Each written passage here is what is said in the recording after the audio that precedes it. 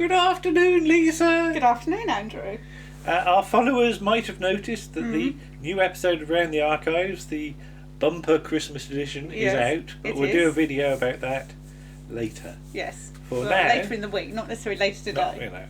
For today, we are here to talk about Doctor Who and the Cold War. Yes. Oh, there it is. Hey! I didn't know it popped out like that. So, yes, and it's on the back there. Can't see it. So.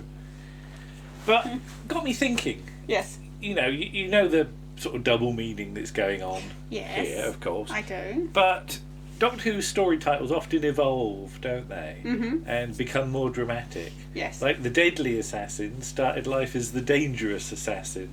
Yes. So I wonder whether Doctor Who in the Cold War started off life as Doctor Who in the Nippy Punch-Up. Or something like that. I don't think so. But Doctor Who and that one where the Ice Warrior gets out of his armour. Yeah. Doctor Who and the Nude Ice Warriors. Naked Ice Warrior. Hey. But we're in the North Pole in 1983 and we zoom into the water. Mm-hmm. And they do that thing they do a lot in this era of Doctor Who, which is have the title of where they are hovering over something and having it reflected in it. Yeah, in a funny font. Because they do that in Day of the Doctor, don't they? Yeah. The first thing we should say is we've not really seen this series for a while. No. And I'd forgotten how 3D the title sequence is. Yeah, alright, yeah. Getting ready for, again, the Day of the Doctor. 3D-ness of Day of the Doctor. Yeah. Yes. And they don't use this title sequence much. I mean, no, because they change it and then Matt Smith's going, I'm going. Matt's big face has to be painted out, doesn't it? Well, they get a new one, don't they? But all the model shots in this, we should say about that. Yes. Mike Tucker gave us a lecture, didn't he? He did, not just us. No. Other people as well. He gave a talk at Regenerations with pictures and things. Slides. Blimey, that makes it sound old. Yeah. But you're sitting there thinking, oh, that's nice CGI. Yeah, a lot of the time it's not CGI at all. A lot of I think most of, or if not all of the submarine stuff is because what is it, Red October or something they're aiming at? Yes, something like that, It's a film I don't know. But it is. It's got Sean Connery in it. But everybody's got big hats in, or at least Liam Cunningham. One person's got a big hat, but it's big enough for anyone. Yeah, well, that's because the Russian sort of hats are big, aren't they? You get that in Death of Stalin. And Liam Cunningham was on the sort of short list for the Doctor, for the 8th Doctor. For the TV, for Doctor Who and the TV movies. Yes, and there's lots of occurrences in this episode of actors that share a bond in some way. Yeah. So in the fact that you get Liam Cunningham and Tobias Menzies were both in Game of Thrones. Yeah, right. Tobias Menzies and Matt Smith are both in The Crown. Yeah.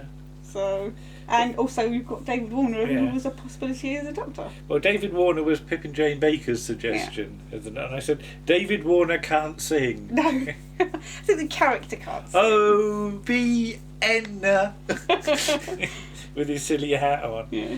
And didn't somebody ask him whether he was a fan of like all these pop things he was going on about? And he said, I haven't got a clue, that was acting. Yes. I like that. So I said two Prince Philips and some Prince Charles. Prince Charles. As well, you get Josh O'Connor, who's the young soldier at the start, or sailor, I should say, at the start, who starts to thaw the Ice Warrior out. He's playing Prince Charles. I have to say, were cigarette lighters allowed on subs in 1983? I doubt they are now. Probably not now. Well, smoking might probably be allowed on subs now. There with these little Zippo lighter or whatever it is. It's not a Zippo, is it? And I went, Ice Warrior attack. And of course that would normally be the end of part 1 of the Troughton story, wouldn't it? This all happens before the title sequence. And we should say, shouldn't we? Yes. You've got David Warner knocking about in our house, haven't we? It makes it sound we've got them propped on a shelf. Because we've got this photo. I don't know whether we've shown this photo before or not. Possibly. But it's you, Sylvester, me, Michael Jaston, and a very confused David Warner at the back. So let's do this in order. So there's you, and there's Sylvester, and Sylvester made you go very red, didn't he? He said I was sinful. He said he was sinful for living with me, and not being married. Yes. And then Michael Jaston was there, and then like some sort of dotty old relative who's not quite sure that their photo's being taken, there's David Warner. Now we showed this picture to, I mean, bless him. I don't know whether he'd done much photographing stuff before. I think he had. He must have done. It's just that, you know, he's are you taking the photo? Well, it's Sylvester, he put everybody off, didn't he? Yeah. But we showed that to Andrew Cartmel once. We did. And his quote was, "Who's that old geezer at the back?" Yes. Yeah, sorry, Andrew, for just embarrassed you. Old geezer. Yeah. We had to explain some of the. He's in the Omen. Oh, he knew who he was. He just didn't recognise him in the photo. Okay. He knows who David Warner was. Well, you would hope so, but yeah, it's just who's that old geezer. Then, on the other respect, my family saw that picture and went, "Oh, that's the horrible bloke from Titanic," because he plays a nasty character in Titanic. Okay. He's British. But ironic, you've got two people with Omen associations in that picture, because Sylvester, of course, is the Omen from Jigsaw. So I said, nice chunky redesign of the Ice Warrior. Yes. And even to this day, I still worry about what they would have looked like in season 23 in the Syl story. With this redesign of the Sontarans in the Two Doctors, maybe not being the best one, I just wonder what the Ice Warriors would have looked like. And even now, we can only afford one Ice Warrior in this story. That's the thing. We're not seeing a race of them. We're seeing one single decent suit. That's the whole story, isn't it? The whole story is one isolated, and what he thinks he is the last member of his race to survive. Yeah. So. But unlike where you get hordes of Cybermen tromping about, we've never had a... Well, I was going to say, it took a while to get to see any more Ice Warriors, didn't it? Well, you only get two then. Yeah. One of those is a lady. A lady. So I said, Hartnell would have a fit over Doctor Who.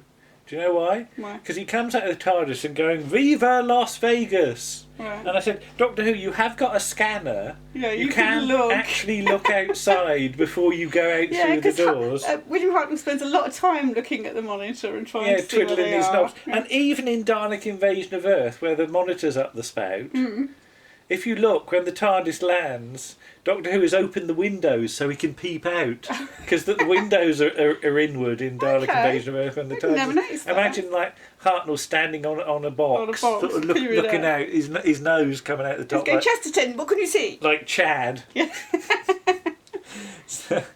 Peep out, Doctor Who. Or Clara could peep out, couldn't she? Right. So this first scene is Mark Gatiss riffing on the Ice Warriors 1, as it's called. 1! That's what the episode's called. Okay. As Troughton's Doctor arrives in the base and saves everybody from an explosion, Matt Smith saves everybody from an implosion. Okay. So it is different. Yeah. And I said, who's that bloke that looks like Anthony Valentine as Raffles? That's Tobias Menzies, isn't it? Yeah. I didn't really know him from anything. Yeah, well... But yeah, Doctor Who's got a doll in his pocket, hasn't he? Why has he got a Barbie doll in his pocket? It's just odd things. I thought of doing that because at work they went through a period of checking your pockets and your bags before you left when you do a late night, and which you was put weird stuff so in there. I considered putting weird stuff in my pockets. Like a Batmobile. Yeah.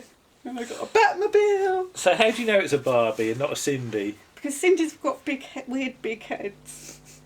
Now, their heads are really big in relation to their body. Yeah. And it says on IMDb it's a Barbie. So, right, okay. As far as I can see, it's a Barbie. So we're in 1983. And so I said, is the Five Doctors filming about now then? I don't know. Because that's what 1983... That's what time of year it is. Well, exactly, yeah. No pretending to be an Earth ambassador. So that's Curse of Paladar reference. Now, Curse of Paladar had been shown in 1982. Okay. Because it was part of the Doctor Who and the Monsters repeats. Monsters, yeah.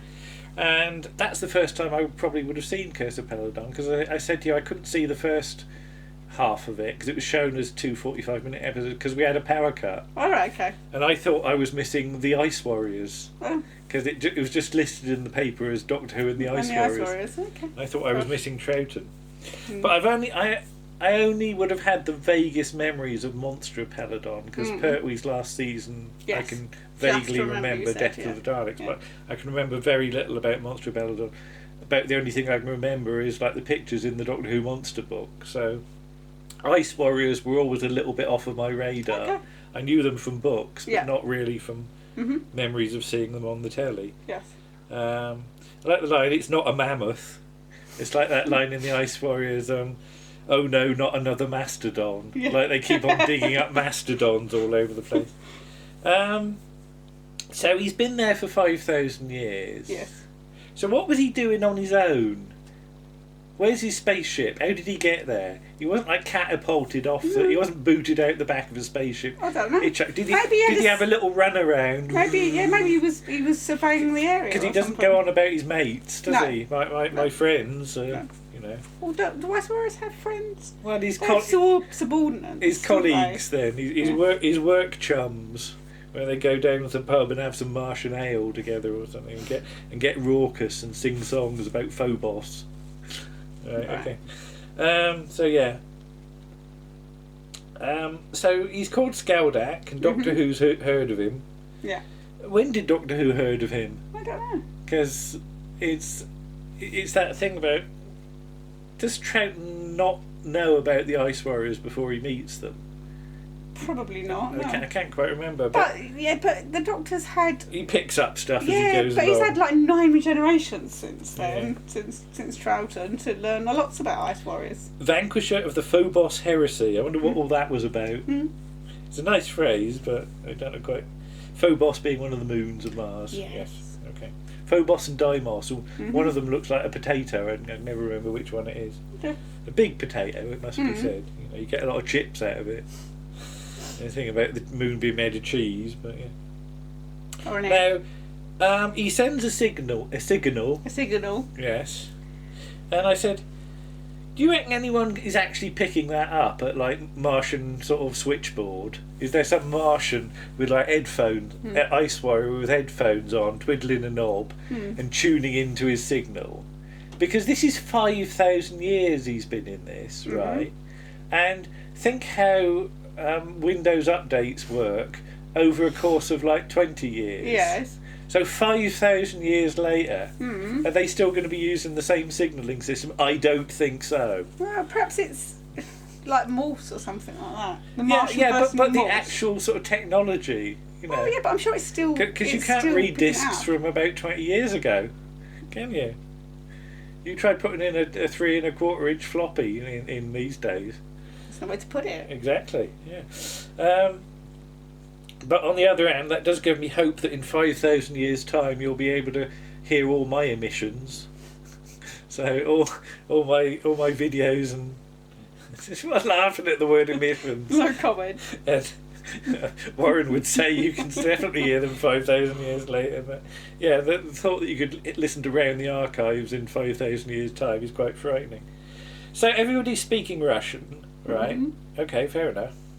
And this is the killer question now. So Clara hears the Russian men speaking English, and they hear her speaking Russian. Yeah. So she sees their lips flapping, doing English, right? And English words and Russian words, your lips don't form the same shapes. No. Right? So fair enough, there's a translation thing going on. So the TARDIS is not only changing how you hear things, it's changing how you see things as well. So does Clara's lips move in a different way for them watching her, because they're hearing her speak Russian? So interesting idea. Yeah. So I just put don't question that too much. Best not to. And is the sort of first officer captain thing a bit Wyszynski and Salomar from Planet of Evil? You get the idea that it's the other way round though, isn't it? Yeah, I know it's but you get the idea. You've got to have one who's a bit disagreeing, or whatever, how he pronounces his name, wants to be the captain, and he's keen. Yeah. Now this thing about after 5,000 years, would he even able to be to integrate himself into Martian society? Because think how our society will be in 5,000 years' time. Yeah. Imagine the world you'd find yourself into. You'd have culture shock, wouldn't you? You would. Yeah. But having said that, the Ice Warriors are a military race, so maybe it's just going to be the same kind of thing, but imagine more somebody futuristic. from 5,000 years ago trying to live now. Yeah, a little hairy man. Yeah. You know, I don't know why he's got to be little, but just imagine like sort of Uggo comes and lives with you, and he goes, ooh, camera, Ugg. Uggo. He's Gruntly's mate, isn't he? And it's like Robin, isn't it? It's like Robin in Ghosts. In Ghosts? The that Robin. man. Yeah. That Robin, yeah. But it depends, because he's lived for Robin the Caveman in Ghosts. Excellent series, watch it. Yeah. He's lived for the time, so he's learnt stuff. Yeah. So it depends if, Well, he's going to have a lot of catching up to do. It's like Stick of the Dump, isn't it? It's like Stick of the Dump. All right, okay. No, Clara, not you at all. No, cut to Clara going through the door. Comedy basic. Yeah. Clara is spokesperson for Earth. Well, she's not been around with the Doctor long, so she's picking it up fairly quick, isn't she? I've got to give her points for that.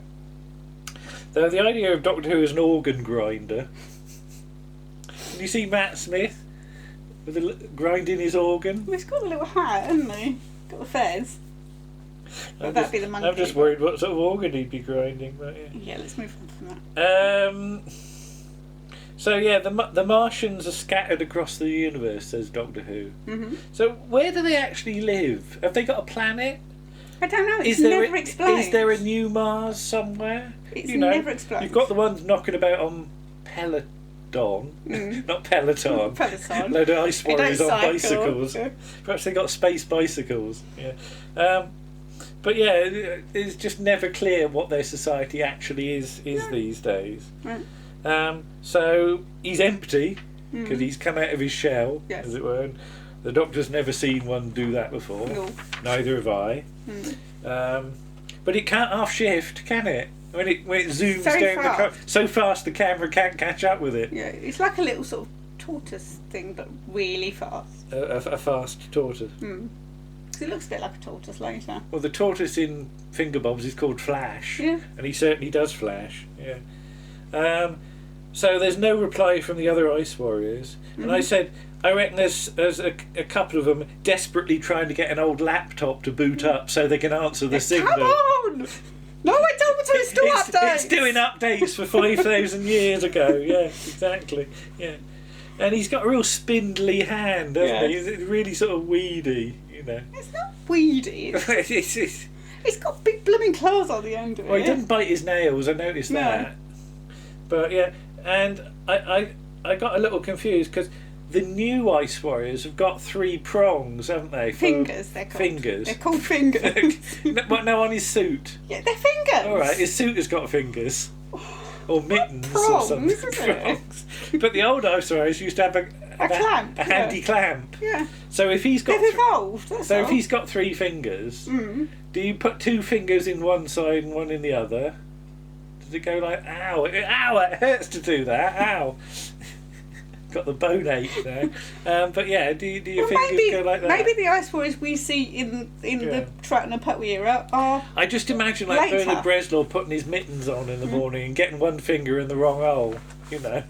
Like I do with. I do that sometimes with my glasses. Yeah, I know exactly. Oh God, I've got 2 fingers in the same hole. Yeah, exactly. So the world didn't end in 1983. It was a bit of a Pyramids of Mars, Sarah Jane Smith moment. I could kiss you, Professor, if you insist. Yeah. He's very keen on that. He's very keen on that, yes. Yeah. So you got Duran mentioned. Does all these early 80s bands mean much to you? I know the songs. Yeah. I know Vienna and I know Hungry Like the Wolf. But did you have them on discs? Were you bopping away to them? Discs. Didn't have discs. Singles. I might have had cassettes. A cassette. But I wasn't really. Did you have it on a Now cassette or something? Possibly, like that? Yeah. But I'm not that. When you were a teeny bopper. I wasn't a teeny bopper. I was only 11 in 1983, so. All right, when you were a tiny bopper. I don't know.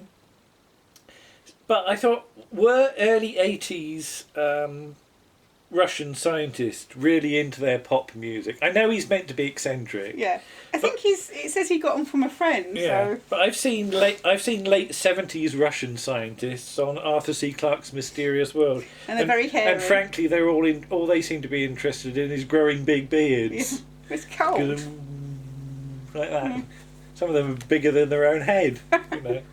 I've got. If you go on our blog, I've got a posting about Russian scientists' beards on Arthur C. Clarke. So if you go on the Round the Archives blog, you can look at some beards. Yeah, it was quite a fun post to do. I'd take all these screen grabs of Russian beards. Okay. So, as mention of karaoke and hen nights, Not really your thing, I would have thought. Either of those. No. You'd make your excuses and leave. I would. Yes. Have you ever been on a hen night? A hen night, one. Yeah. Yeah. You didn't get that raucous. All right. Okay. No. You've been on a stag night. I have been you? on a stag weekend. You became an honorary man. I was an honorary stag. Yeah. for Nick's first stag weekend. I didn't see your horns. But yeah. Yeah, we went to Dover. We went to Dover Castle, didn't we?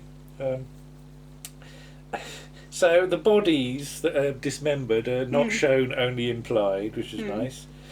It's scarier and cheaper. Yeah. But, yeah. We get an arm, see somebody's arm, but that's and the thing about this running about is a young man's game. Ironic, considering you're going to get an older doctor fairly soon. Yeah. Nice bit of realisation that it's all getting a bit real for Clara, so that's nice. And it's in the walls, zooming about. Yes. Is there a lot of room in walls in Russian submarines? I don't know. But it's the Ice Warrior itself isn't that big once it's out of the suit. Perhaps it can all squeeze itself through. It sort of squishes itself through. Through a small keyhole. Yes. That's the Smurf song. Okay. Where are you? Can you squeeze through a small keyhole? Yes. Yes, squeeze through a small keyhole. Well, I always thought he was singing about a smoky hole. And I don't know whether they try and squeeze themselves through one of those. Anyway, you're from the future. What happens? Ultravox, do they split up? Did they split up? I don't know. People in the comments will have to tell us about Ultravox. So David Warner's head gets to be held by the Ice Warrior. Yeah. And hasn't David Warner got a spare head or something? Or used to have a spare head? Apparently so, because in The Omen... Yeah. Omen! Omen! If you've never seen The Omen, don't sing it again. This is a spoiler, but he gets his head chopped off. By a bit of glass. By a pane of glass, yeah. And they gave him... Because obviously they had to use a false head, because they weren't going to chop his head off. You mean they didn't really chop his head off? So, he's not that good an actor, no, apparently after they finished filming, they gave him the head and he kept it in a box in his attic. Yeah. Like you do. The suit starts walking on its own, and I imagine that he had a little sort of controller secreted in a secret pocket that you could... You haven't got any pockets. Well, no, he had a little remote control. You just called it and it comes. It's a cybernetic suit. It says Sonic Tech, so he must have some sort of implant, unless he did a special whistle, like you whistle and your keys start bleeping at you. Yeah, maybe. Maybe he went...